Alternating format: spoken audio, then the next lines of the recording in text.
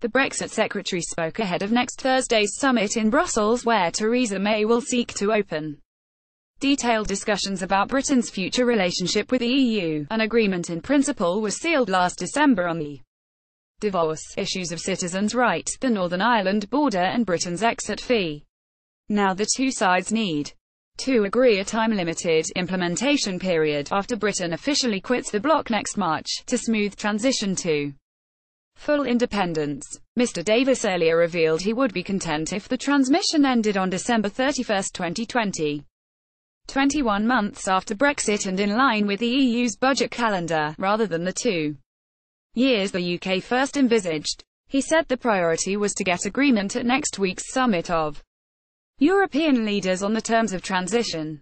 GETTYMr Davis spoke ahead of a Brussels summit next week. GETTYDavid Davis is looking to set a transmission date by next week. We are seeking to ensure that those guidelines are broad and open to allow the most constructive negotiations. David Davis, that is more important to me than a few months either way. So, I'm not bothered too much about the question of whether it is Christmas 2020 or Easter 2021, he told BBC Two's Newsnight on Wednesday.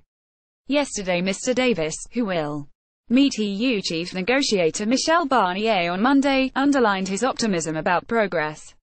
Taking MPs' questions in the House of Commons, he said the immediate goal was to agree a strictly time-limited implementation period by next week's Leaders' Summit. Addressing trade, he added, the March European Council is expected to issue the negotiating guidelines to the Commission to negotiate the future partnership. We are seeking to ensure that those guidelines are broad and open to allow the most constructive negotiations to deliver the close relationship we are seeking. He denied the UK would be forced to accept a bad outcome because some in the EU feared a good deal for Britain would tempt other nations to leave. But no deal would plainly be better than a punishment deal, he said. Later, Treasury Minister Melstride told the Commons he believed Brussels had agreed to let Britain sign new free trade deals with other countries during the transition period.